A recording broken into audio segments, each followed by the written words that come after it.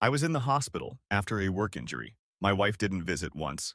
When I called her, she said, "You're not worth the gas money. Die fast or heal quick." My stepson took the phone and said, "We don't miss you." I hung up. A month later, I discharged myself early and didn't go home. Yesterday, my sister sent me a clip of my wife screaming in front of our empty house. He took everything, even the dog. I, 42M, have been married to Barbara, 39F, for 8 years.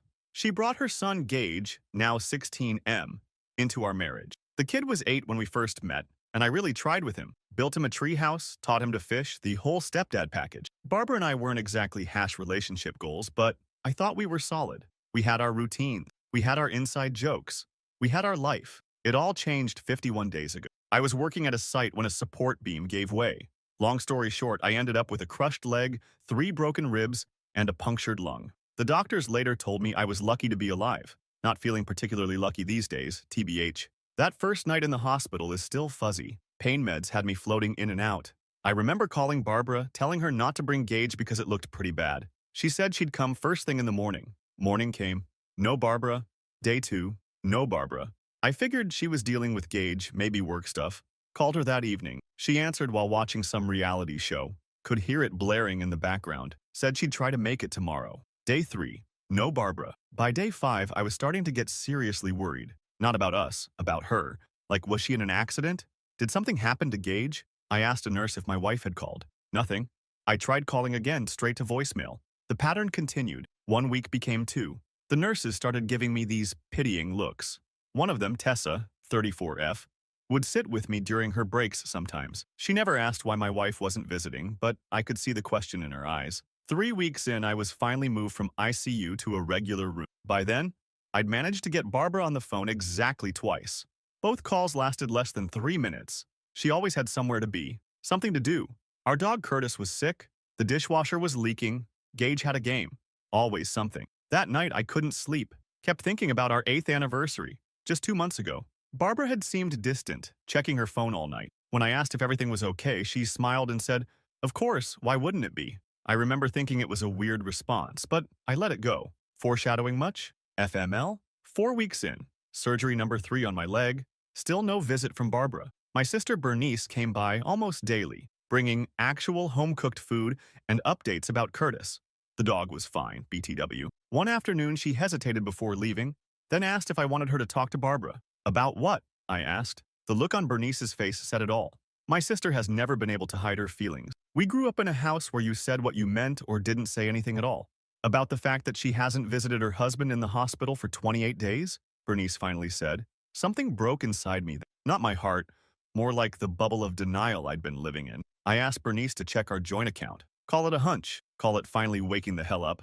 2 days later, Bernice brought my laptop and helped me log into our banking app. What I saw made my blood pressure spike so high that a nurse came running when the monitors went crazy. $6,000 withdrawn over the past month. ATM withdrawals, mostly. A few transfers to an account I didn't recognize.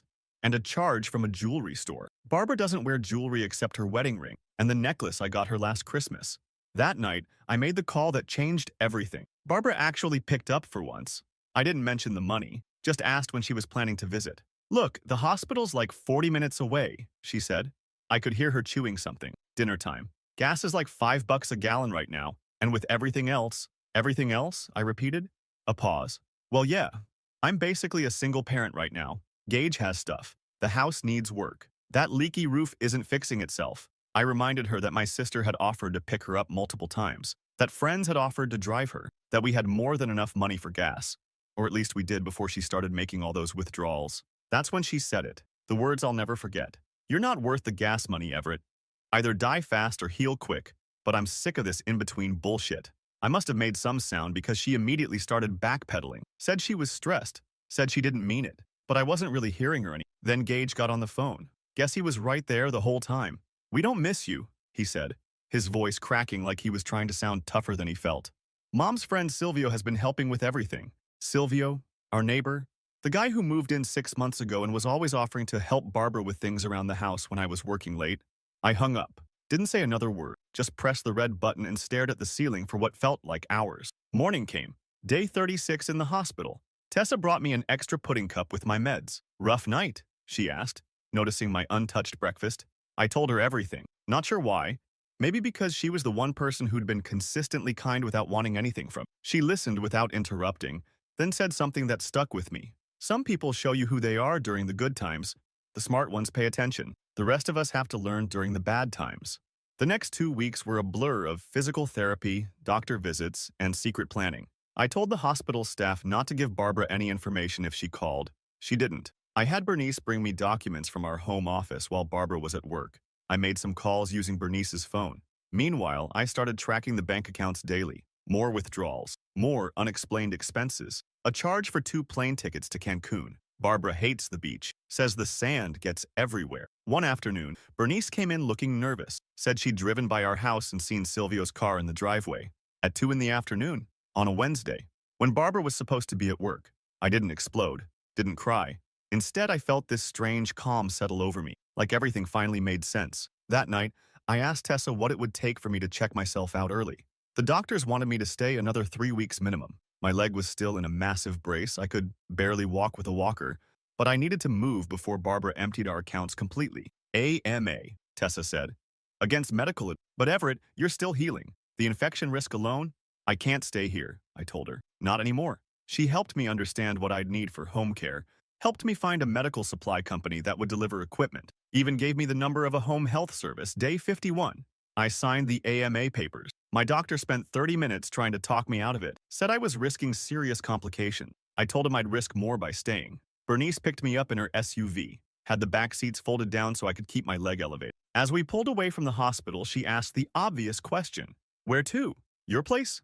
I watched the hospital disappear in the side mirror. 51 days. Not one visit from my wife? No, I said. Not home. Take me to the Staybridge on Westlake. I made a reservation. Extended stay? For how long? I thought about Barbara and Gage and Silvio, about the missing money and the beach trip, about 8 years of building a life with someone who couldn't be bothered to visit me in the hospital. As long as it takes, I said. I've got plans to make. Bernice glanced at me, then back at the road. You're going nuclear, aren't you? For the first time in 51 days, I smiled. No, I'm going to give Barbara exactly what she deserves. Nothing more, nothing less. And that's how Operation Empty House began. Update 1. First, thanks for all the awards and DMs from my last post. Wasn't expecting this to blow up like it did. Some of you called my story fake. Weird flex, but okay. Others wanted immediate updates. Sorry it took a few days. Turns out managing revenge while still healing from major injuries is actually a massive time suck. So where was I? Right.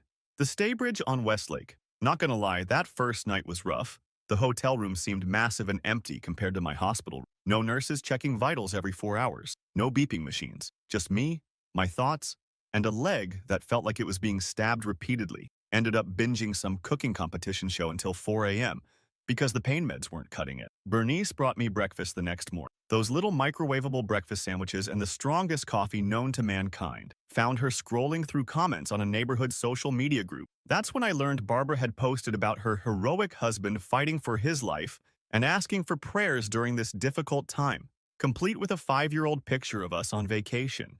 The timestamp showed she'd posted it 3 days after my accident and never mentioned me again. The absolute gall of this woman. Bernice wanted me to call Barbara immediately. Tell her I knew everything. Go scorched earth on social media. Part of me wanted that too. The messy, public meltdown where everyone would see what she'd done. But something Tessa said at the hospital kept echoing in my head. The best revenge isn't just planned, it's patient. So instead of rage texting, I made a list. Opened the Notes app on my phone and just started typing everything I needed to do. Find a lawyer. Document assets. Figure out what happened with our money. Get my own bank account. Find a permanent place to live. Get Curtis. Priority. Bernice helped me find a lawyer who could come to the hotel since I still couldn't drive. Guy named Reggie showed up the next day in jeans and sneakers, carrying a backpack instead of a briefcase. Not what I expected, but turns out Reggie was exactly what I needed. Practical, straightforward, and apparently specialized in complicated domestic situations. First thing Reggie asked was whether I wanted divorce or just separation. Hadn't even gotten that far in my thinking, TBH. But the answer came quicker than I expected. Divorce, I said. Definitely divorce. We spent 3 hours going through everything. The house, bought before marriage, but refinanced together. The cars, one in each name. The bank accounts, mostly joint. The retirement funds, separate. Reggie took notes on his tablet, occasionally letting out a low whistle. So she hasn't visited you once in the hospital? He asked, looking up from his notes. 51 days, not once. He shook his head. And you're sure about the withdrawals? The trips? This Silvio guy? I showed him the bank statement, the credit card charges, the social media posts Bernice had screenshotted where Barbara had checked in at restaurants I'd never heard of, always with a friend who was never tagged. Here's where we stand, Reggie finally said. In this state, you're entitled to half of all marital assets. But there's a catch. You need proof of what exists before she starts hiding things. That night, I couldn't sleep again. Not from pain this time, but from planning. I lay there staring at the ceiling fan, spinning through possibilities. Barbara thought I was still in the hospital. She had no idea I knew about Silvio, the money, any of it. That gave me an advantage I couldn't waste. Day 3 at the hotel. I created a new email account and ordered a burner phone online. Then I texted Barbara from my regular phone, telling her the doctors were keeping me longer, reception was spotty, and I'd call when I could. She replied with a thumbs up emoji, not even actual words. Just the next week was all about documentation. Bernice went to our house while Barbara was at work and photographed everything. Every room, every drawer, every closet. She brought back all my important papers, birth certificate, social security card, passport, also snagged some clothes and my backup laptop. Meanwhile, I was busy opening new accounts at a different bank, set up direct deposit for my paychecks going forward, transferred my half of our savings, not a penny more, not a penny less, as Reggie advised, canceled our joint credit cards and got my own. Finding an apartment while barely mobile wasn't easy. Ended up doing virtual tours on my laptop. Found a ground floor unit in a building with an elevator, 15 minutes from my old house, signed the lease digitally, and paid the deposit from my new account.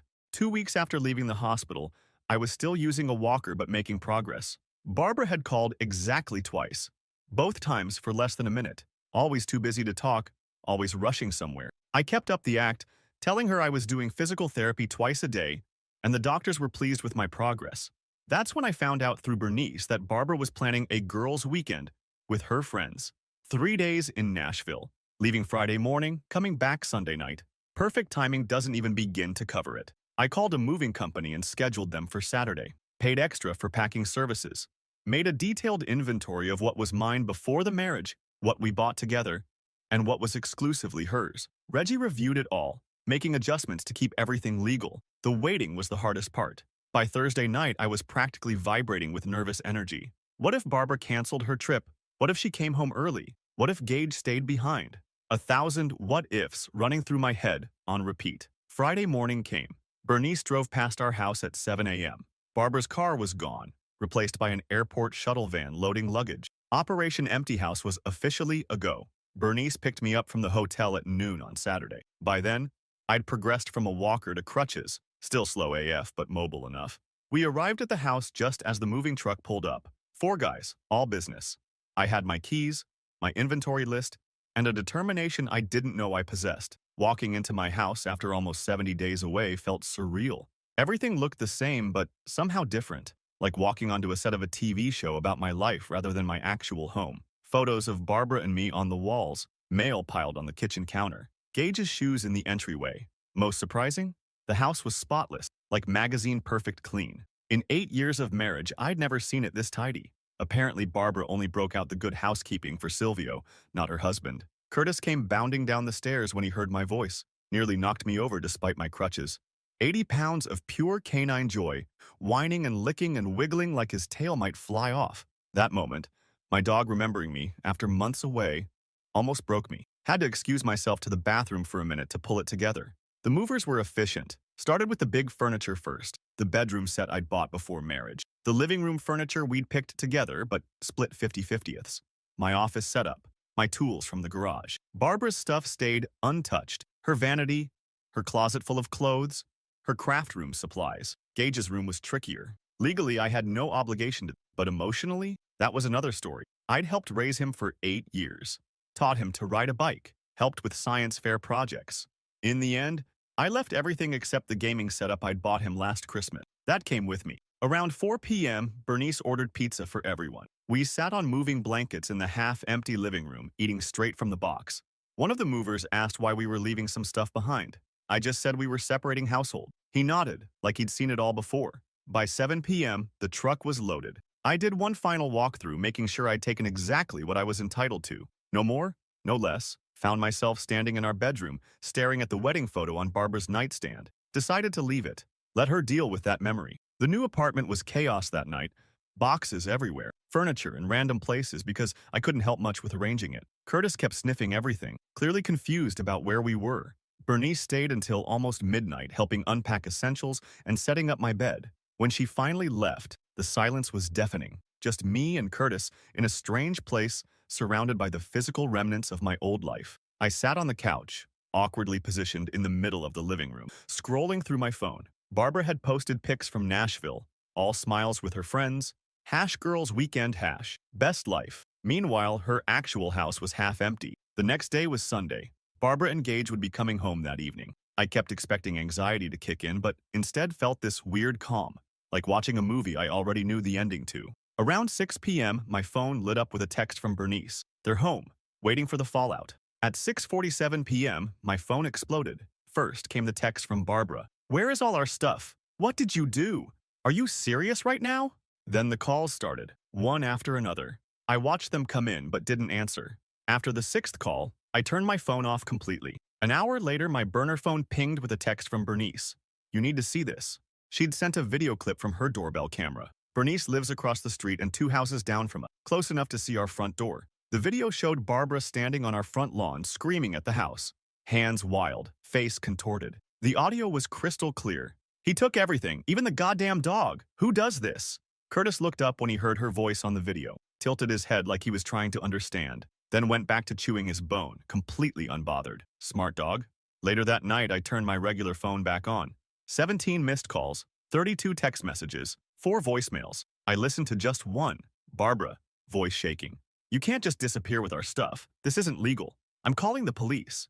I forwarded it to Reggie, who responded within minutes. Let her call. Everything we did was by the book. The next morning, I woke up to an email from Barbara. Subject line, we need to talk. The body contained just 3 lines. I know you're upset, but this is extreme. Call me. We can work this out. B. No apology. No acknowledgement of what she'd done. Just Barbara, expecting to control the situation like always. I didn't respond. Instead, I had Reggie send her a formal letter outlining exactly what I had taken and why, along with divorce papers, legal, methodical, and completely by the book. That afternoon, while sorting through boxes in my new kitchen, I found something I'd forgotten about.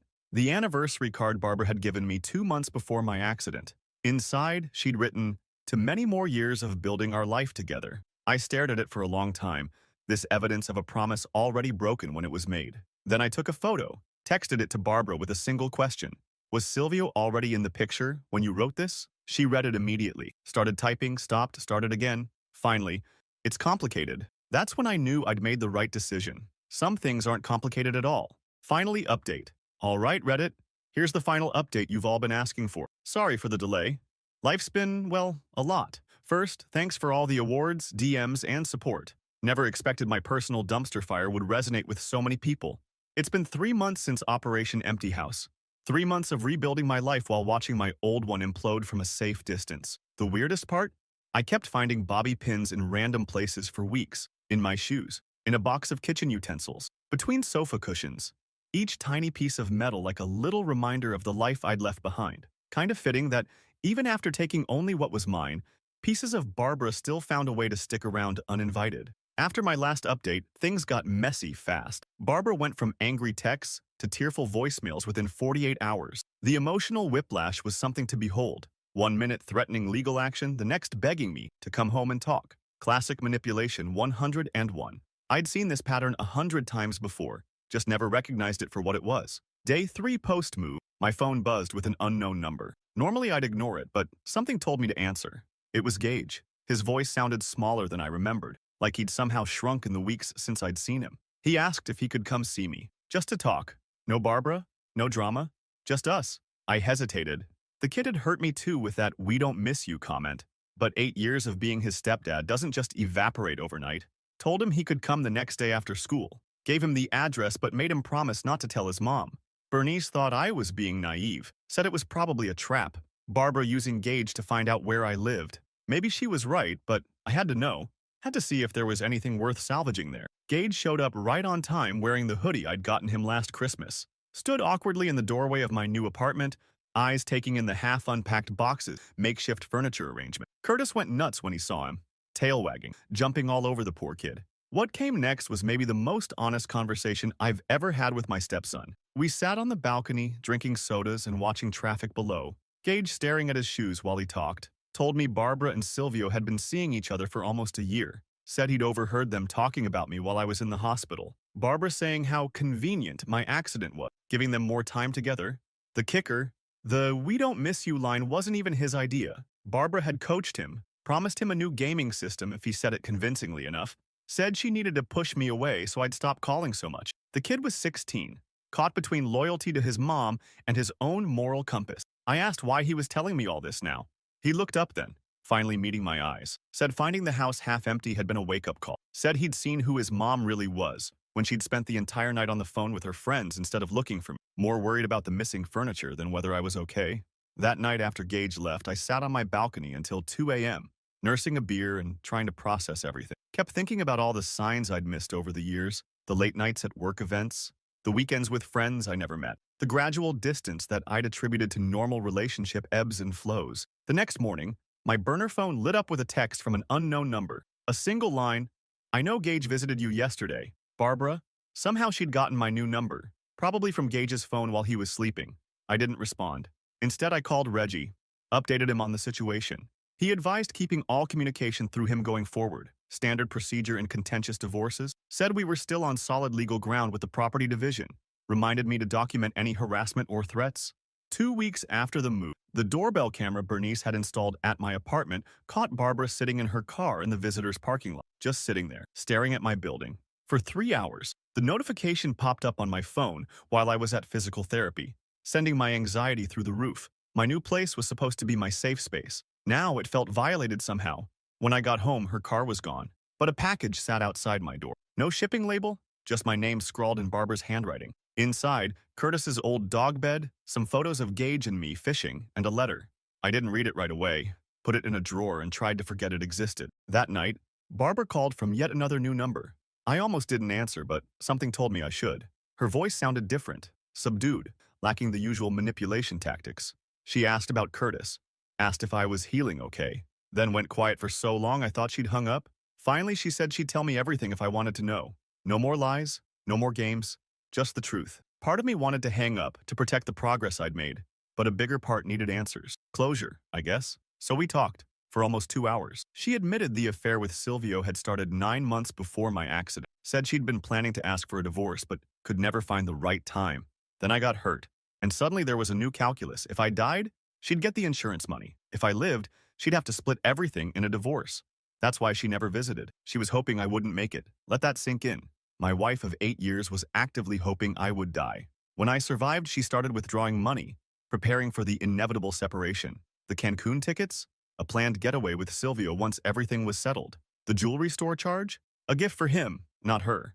I listened to it all without interrupting, without reacting, just absorbing each revelation like another brick being added to the wall between my old life and my new one. When she finished, I had only one question. Why tell me this now? She laughed, but it sounded hollow. Said Silvio had broken things off the day after I moved out. Apparently my psycho move, her words, had spooked him, made him realize she wasn't worth the drama. So now she was alone, in a half-empty house with a son who barely spoke to her. I should have felt satisfaction, vindication even. Instead, I just felt tired. Tired of the games, the lies, the emotional roller coaster of it all. I told her I'd have Reggie handle everything from here on out, that we had nothing left to say to each other. A week later, Gage asked if he could stay with me on weekends. Said things at home were tense, Barbara drinking more than usual, crying at random times, picking fights over nothing. I checked with Reggie, legally complicated but doable, with Barbara's consent. Surprisingly, she agreed. Maybe out of guilt, maybe just to get a break from parenting. Either way, I cleared out the second bedroom and set it up for Gage. Nothing fancy, just a bed, a desk, and space for his stuff. The first weekend was awkward as hell. Neither of us knew quite how to be around each other in this new reality. Ended up spending most of it playing video games and ordering too much takeout. By the third weekend, we'd found our rhythm. Friday night movies, Saturday morning pancakes, Sunday dog walks with Curtis. Small, ordinary moments building a different kind of relationship. Meanwhile, the divorce proceedings trudged forward. Barbara contested some of the property division initially, then suddenly dropped it. Signed everything without further argument. The house would be sold, proceeds split evenly. The rest of our assets divided according to Reggie's original plan. 6 weeks after the move, I was scrolling through Instagram when an unfamiliar account popped up in my suggestions. Tessa from the hospital. We'd exchanged numbers but hadn't really stayed in touch. Her profile was mostly hiking photos and food pics. Without overthinking it, I sent her a message, just a casual check-in. She responded almost immediately. We met for coffee a few days later. Nothing romantic, just two people catching up. She'd changed jobs, moved to a different hospital. I showed her photos of Curtis in his new apartment life, told her about Gage's weekend visits. She listened in that same attentive way she had in the hospital, like every word mattered. As we were leaving, she mentioned a support group for people recovering from major injuries and life changes. Said it had helped her after her own divorce years ago. I took the info but didn't commit. Groups weren't really my thing, but 2 weeks later, I found myself sitting in a community center meeting room, surrounded by strangers with their own stories. Didn't say much that first time, just listened. It was oddly comforting to be around people who understood the physical and emotional toll of rebuilding a life from scratch. 3 months post-move, things were finally settling into a new normal. My leg was healing, still with a limp but no more crutches. The apartment actually looked like someone lived there rather than a storage unit. Curtis had claimed the sunny spot by the sliding door as his personal domain. Then came the day of the final divorce hearing. I'd been dreading it for weeks, not because I had second thoughts, but because it meant being in the same room as Barbara again. The courtroom was smaller than I expected. Barbara sat across the aisle, wearing a dress I'd never seen before. Hair done, makeup perfect, like she was performing for an audience. When our eyes met, she gave me a tight smile that didn't reach her eyes. The proceedings were surprisingly anticlimactic. The judge reviewed our agreement, asked a few clarifying questions, then made it official with a stroke of his pen. 8 years of marriage dissolved in less than 30 minutes. As we walked out, Barbara stopped me in the hallway. For a moment, I thought she might cause a scene. Instead, she handed me an envelope, said it was a copy of our wedding photo that I'd left behind, said she thought I might want it someday, for memory's sake. I thanked her politely, tucked it in my jacket pocket, and walked away. Didn't look back. The photo went straight into the trash when I got home. That night, I got a text from Gage asking if our weekend plans were still on, despite the divorce being final. Something about that message, the uncertainty in it, the fear of more loss, hit me hard. Reminded me that while Barbara and I were done, my relationship with Gage didn't have to end too. I texted back, "Of course. Pizza and movie night tomorrow. Your pick this time." The next evening, as Gage and I sat on the couch with Curtis sprawled across both our laps, I found myself actually laughing at some stupid joke in the movie. Not the polite chuckle you forced to be social. A real laugh that caught me by surprise with its authenticity. And that's when it hit me. I was going to be okay. Not immediately, not perfectly, but eventually, genuinely okay. Last week, Barbara finally sold the house. Movers came for her remaining things. Bernice sent me a picture of the "sold" sign in the front yard. Should have felt monumental, but it was just another step in the process of untangling our lives. Yesterday, I had my final physical therapy session. The therapist said I'd made remarkable progress, that most people with my injury take twice as long to reach this point. I credited spite and stubbornness. She called it resilience. Maybe we're both right. So that's where things stand, Reddit. Divorce finalized, house sold, physical recovery on track, Gage visiting regularly, Curtis thriving, me finding my way forward one day at a time. Oh, and Tessa.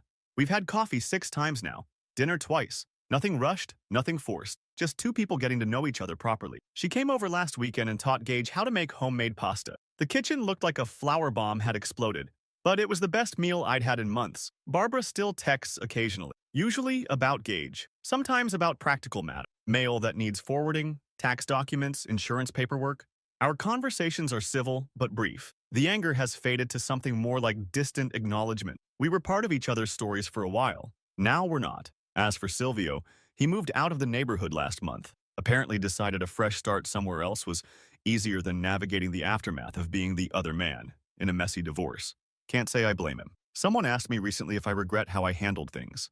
If Operation Empty House was too extreme, maybe it was. But I don't regret standing up for myself. Don't regret showing Barbara exactly what life without me looked like. In the end, she found an empty house. I found myself again. Thanks for listening, Reddit. Your comments and support got me through some really dark days. Not sure I'll be posting more updates, hoping my life gets boring enough that there's nothing worth sharing. That sounds pretty good right about now.